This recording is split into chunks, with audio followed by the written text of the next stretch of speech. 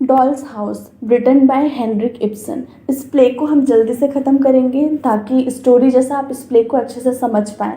तो फर्स्टली हम राइटर के बारे में थोड़ा सा नॉलेज गेन करते हैं। इनका जन्म हुआ था 20 मार्च 1828।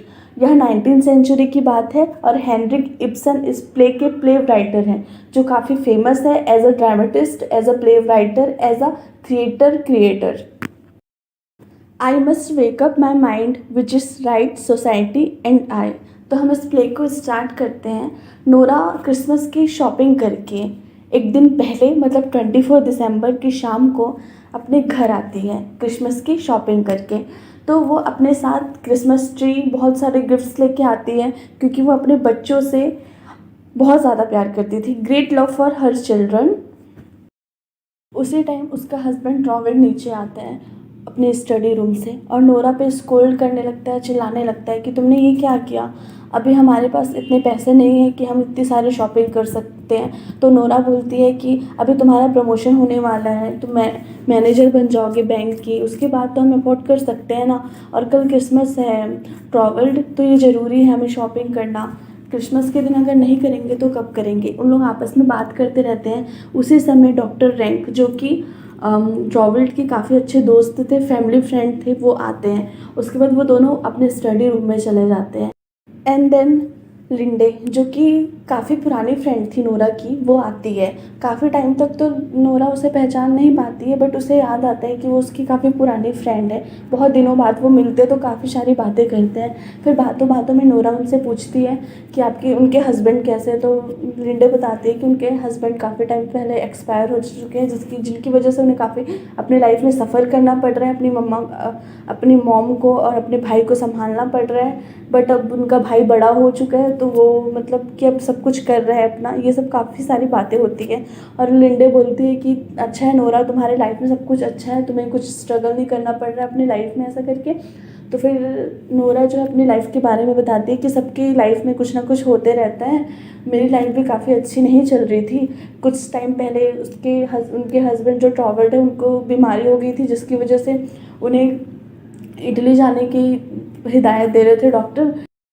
बातों बातों में नोरा एक ऐसी बात लिंडे को बताती है जो कभी उन्होंने किसी से शेयर नहीं की थी।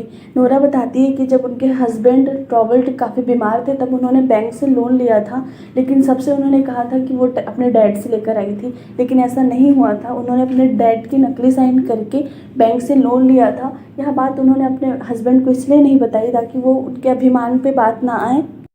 रॉबर्ट काफ़ी अभिमानी टाइप का व्यक्ति था और वो नोरा को सिर्फ एक ऐसी लड़की मानता था जो उसके घर का सारा काम करे और उसके बच्चों को संभाले। और वह अपने रिश्तों के बीच कोई कॉम्प्लिकेशंस नहीं चाहती थी जिससे उसके ईगो पे बात आए, इसलिए वो नहीं बताना चाहती थी कि उसने पैसे कैसे कैसे मेहनत करके जमा करके उसने रॉबर्ट का इलाज कराया था। वो दोनों आपस में बात करते ही रहते हैं कि उसी टाइम वहाँ पे क्रॉस्टेड नाम का एक व्यक्ति आता है जो रॉबर्ट का काफ़ी गहरा दोस्त होता है और फैमिली फ्रेंड टाइप्स, जो कि जैसा डॉक्टर रैंक थे वैसे ही क्रॉस्टेड होता है। जैसे ही लिंडे क्रॉस्टेड को देखती है वैसे ही अपना सर पीछे कर लेती है। उसके बाद नोरा उसे बोलती है तो क्या तुम उसे जानती हो। हाँ, कभी जानती थी। फिर क्रॉस्टेड अपने स्टडी रूम में चला जाता है अपने फ्रेंड की और तीनों आपस में बात करते हैं। वैसे लिंडे नोरा को बोलती है मुझे जॉब की ज़रूरत थी, क्या तुम दिलवा सकती हो, कहीं तुम्हारी पहचान में कुछ हो। उसी टाइम पे तीनों स्टडी रूम से बाहर आते हैं और नोरा अपने हस्बैंड से बोलती है कि लिंडे मेरी फ्रेंड है, इनको जॉब की ज़रूरत है, तो अगर आपके बैंक में कहीं जॉब हो तो मुझे मतलब इन्हें बता दीजिएगा, ऐसा करके। रॉबर्ट बोलता है हाँ क्यों नहीं, कुछ होगा तो मैं तुम्हें ज़रूर इन्फॉर्म कर दूंगा। उसी टाइम पे सब अपने अपने घर चले जाते हैं। उसके बाद फिर नोरा है अपने चिल्ड्रंस के साथ पूरा टाइम स्पेंड करने रखती है। उसी टाइम पे दोबारा क्रॉस्टेड उनके घर आता है और नोरा से बोलता है नोरा मुझे तुमसे कुछ बात करनी है। तो नोरा बोलती है कि मुझसे क्या बात करनी है, रॉबर्ट ऊपर अपने स्टडी रूम में है, तुम जा सकते हो। क्रॉस्टेड बोलते हैं, नहीं नोरा मुझे तुमसे ही बात करनी है। इतना कहकर फिर नोरा जो है अपने चिल्ड्रंस को मेड के साथ उनके अपने रूम में भेज देती है। और फिर क्रॉस्टेड बोलता है, नोरा तुम्हारे हस्बैंड को हो क्या गया है, तुम उसे समझाओ, वो मेरे जॉब मेरे पोस्ट को हथियाने पे तुला हुआ है और पता नहीं चाहता क्या है, मेरे पोस्ट को हथियाना चाहता है वो, तुम उसे समझाओ ऐसे करके। तो नोरा बोलते हैं, ये आप दोनों की आपस की बात है, मैं बीच में क्यों बोलूँ, क्यों समझाऊँ और क्या समझाऊँ, किस हक़ से समझाऊँ मैं, ऐसा करके। तो फिर ना वो फिर क्रॉस्टेड बोलता है, ये तुम्हारी रिस्पॉन्सिबिलिटी है, तुम उसे कैसे भी समझाओ, वो मेरे पोस्ट को नहीं हथिया सकता है, ये तुम्हारी रिस्पॉन्सिबिलिटी है, ऐसा करके। उसके बाद ना उसे धमकी देने लगता है। नोरा नहीं मानती है। धमकी इस बात की देता है कि मैं जानता हूँ कि तुमने वो पैसे को कैसे मतलब लाया था, तुमने कैसे इलाज कराया था, कैसे कलेक्ट किया था बैंक से लोन लेके, और तुमने वो लोन को कैसे चुकाया, मैं सब कुछ जानता हूँ। ये बात मैं एक लेटर लिख के रॉबर्ट को बता दूंगा, फिर तुम जानो तुम्हारा रिश्ता क्या होगा, ऐसा करके धमकी देने लगते हैं। नोरा बहुत डर जाती है और सोच में पड़ जाती है। इतना कहकर जो है क्रॉस्टेड अपने घर चले जाता है। फिर नोरा ट्रॉवेल से बात करती है और उसे बोलती है कि तुम ऐसा मत करो, उसकी पोस्ट के पीछे क्यों पड़े हो, मतलब मत करो ऐसा ऐसा करके। क्योंकि वो धमकी सुन लेती है, काफ़ी सीरियस ले लेती है उस बात को और ट्रॉवेल को समझाने लगती है, लेकिन नहीं मानता। वो बोलता है कि वो उसी लायक है, वो जॉब नहीं कर सकता, ऐसा करके।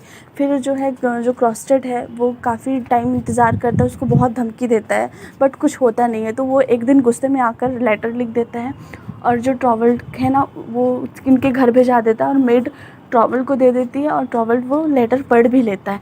लेकिन यहाँ बाहर जब लिंडे को पता चलती है, जब नोरा लिंडे को बताती है, तो लिंडे फिर जाती है किसके पास, क्रॉस्टेड के पास। उनका काफ़ी पुराना रिश्ता था। लिंडे क्रॉस्टेड को बहुत समझाती है, बहुत समझाने के बाद वो बोलती है कि अगर तुम सब कुछ ठीक कर दोगे तो मैं तुमसे शादी कर लूँगी और शादी के बाद मैं कमाऊँ तुम कमाओ, बात एक ही है। उसके बाद जो है क्रॉस्टेड समझ जाता है और उसके बाद वो बोलता है लिंडे से कि मैंने तो वो लेटर भेज दिया, अब क्या करूँ। तो लिंडे उसे एक आइडिया देती है कि तुम एक ब्लैकमेल के नाम पर लेटर लिखो कि तुमने नोरा को सिर्फ ब्लैकमेल किया था अपनी जॉब बचाने के लिए, ऐसा करके। तो वो वैसे ही करता है। इस बीच में नोरा ट्रॉवेल्ट को पता चल जाता है, तो नोरा और उसके बीच काफ़ी ज़्यादा लड़ाई हो जाती है और ट्रॉवेल्ट उसे बहुत कुछ बोल देता है। बोलता है कि तुम मेरे बच्चे को संभालने के लायक नहीं हो, तुम कुछ नहीं कर सकती हो, मेरी फैमिली को नहीं संभाल सकती हो, तुम बहुत कुछ सुनाता है, जिससे नोरा काफ़ी अपसेट हो जाती है और वो डिसीज़न लेती है कि वो अब वहाँ पे नहीं रहेगी, अब वो अपने घर को छोड़ के कहीं और चले जाएगी। और ट्रॉवेल्ट उसे बोलता है कि फिर बच्चों का क्या करके, तो बच्चों को तुम संभालो, ऐसा करके। तो लास्ट में होता है कि नोरा जो है वो उस घर को छोड़ के हमेशा के लिए चले जाती है। आज के लिए बस इतना ही, मिलते हैं नेक्स्ट वीडियो में।